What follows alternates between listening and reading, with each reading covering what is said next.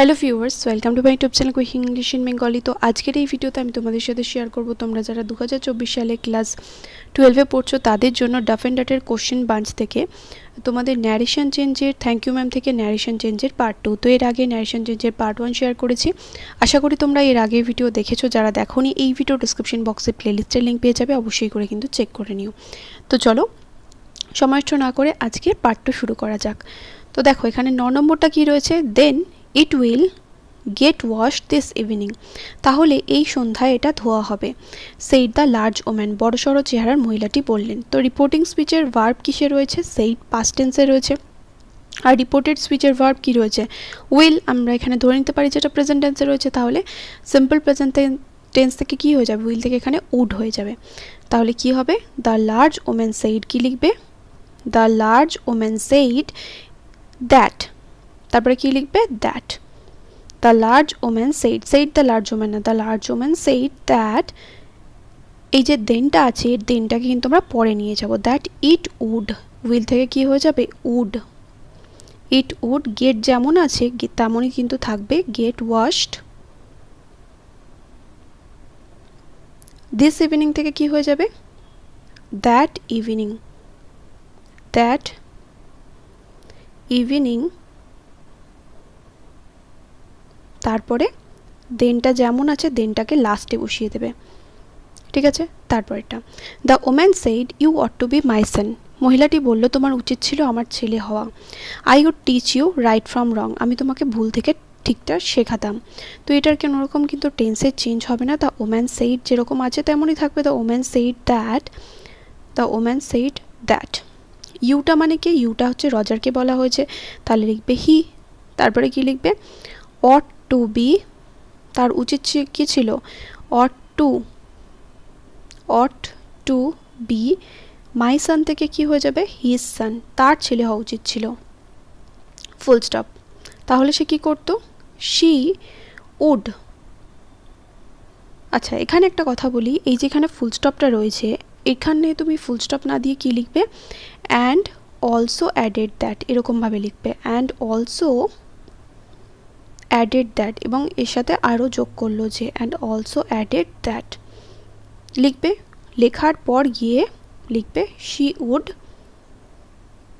Teach him right from wrong, she would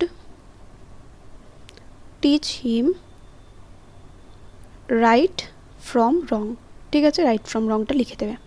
তারপর এটা, the woman said to the boy, মহিলাটি ছেলেটিকে বলল আর ইউ হাংরি, তাহলে তাকে জিজ্ঞাসা করলো যে তুমি কি ক্ষুধার্ত। তাহলে মহিলাটি কিন্তু ছেলেটিকে জিজ্ঞাসা করছে যে তুমি কি ক্ষুধার্ত, তাহলে এই প্রশ্নের উত্তর ছেলেটা হ্যাঁ বা নাতে দিতে পারবে, তাই তো। তাহলে এটার কিসে রয়েছে, ইয়েস নো কোশ্চেনে WH কোশ্চেন তো নেই, তাহলে the woman asks the boy হবে, the woman asked the boy, কি জিজ্ঞাসা করেছিল ছেলেটাকে, আস্কড দ্য বয় ইফ, এখানে যেহেতু WH কোশ্চেন নেই ইয়েস নো কোশ্চেন আছে তার জন্য ইফ, ইউ মানে হচ্ছে রজারের কথা বলছে, তাহলে ইফ ইউ আর হাংরি, তাহলে এখানে সিম্পল প্রেজেন্ট টেন্স থেকে সিম্পল পাস্টে চলে যাবে, তাহলে হি ওয়াজ হাংরি। বোঝাতে পারছি তো, অবশ্যই করে কিন্তু কমেন্ট করে জানিও। আর যারা এখনও অবধি ইংলিশের নোটসগুলো নাওনি, MCQ SAQ এবং LAQ এবং সাথে ইংলিশ গ্রামারের নোটসগুলো তোমরা যারা চাইছো ইংলিশে এখন নোটস দাওনি, অবশ্যই করে কিন্তু নোটসগুলো সংগ্রহ করে নিও, তাহলে কিন্তু তোমাদেরই অনেকটা কাজে দেবে। এরপর চলে আসো, was I bothering you when I turn that corner, আমি কি তোমায় ঝামেলায় ফেলেছিলাম যখন আমি কোনা মাথাটা ঘুরলাম, আস্ক দ্য ওম্যান, মহিলাটি জিজ্ঞাসা করলো। তাহলে এখানে এটাও রয়েছে দেখো ইয়েস নো কোশ্চেন, তাহলে দ্য ওম্যান আস্কড এটা লিখবে।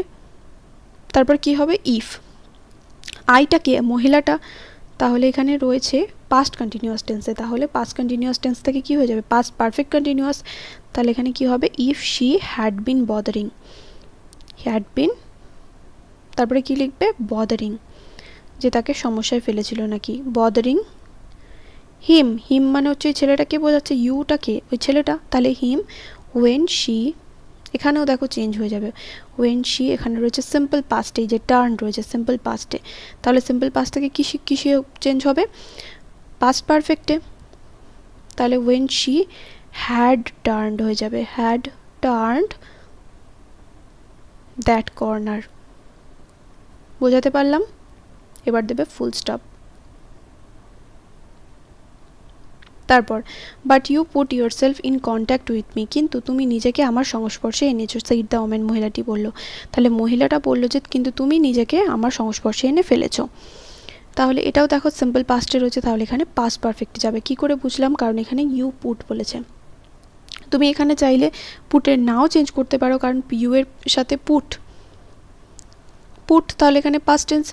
এখানে যদি তুমি ধরে নাও যে এটা পুটটা পাস্ট টেন্সে আছে, যদিও এখানে পাস্ট টেন্সে থাকার কথা নয়, কারণ ইউ এর সাথে তো আর পুটস হবে না, কারণ ইউটা সেকেন্ড পারসন। তাহলে দ্য ওম্যান সেইড এরকমভাবে লিখবে, দ্য ওম্যান সেইড দ্যাট, কি বলেছিল? বাট ইউটাকে, ওই মহিলাটা, বাট শি হ্যাড পুট, আচ্ছা এখানে একটা কথা বলি, শি হবে না, হি হবে, বাট হি হ্যাড পুট, কারণ এখানে ইউটা তো ছেলেটা, হি হ্যাড পুট বা শুধু পুট লিখতে পারো, পুট হিমসেলফ, নিজেকে, তাহলে হবে হিমসেলফ ইন কন্ট্যাক্ট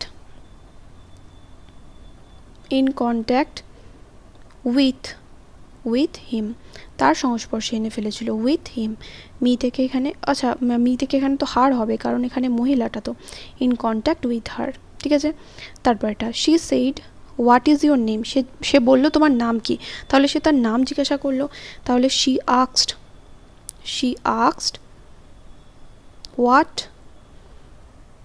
এখানে হোয়াট তো বসে যাবে, WH ওয়ার্ড রয়েছে, তাহলে হোয়াট হিজ নেম ওয়াজ, মানে ছেলেটার নাম জিজ্ঞাসা করেছিল, what his name was, full stop. তারপর then Roger you go to the sink and wash your face, তাহলে রজার তুমি যাও সিঙ্কে যাও এবং তোমার মুখটা ধুয়ে আসো, সেইড দ্য ওম্যান, মহিলাটি বলল। তাহলে মহিলাটি রজারকে আদেশ করছে যে যাও তুমি সিঙ্কে যাও, তোমার মুখটা ধুয়ে আসো, তাহলে go to the sink and wash your face. তাহলে কাকে আদেশ করছে মহিলাটা? রজারকে আদেশ করছে। এটা দেখো ইম্পারেটিভ সেন্টেন্সে রয়েছে, তাহলে দ্য ওম্যান অর্ডার্ড হবে, রজারকে আদেশ করছে তো, তাহলে অর্ডার্ড, কাকে আদেশ করছে? অর্ডার্ড রজার, তারপরে কি লিখবো? To go to that sink and wash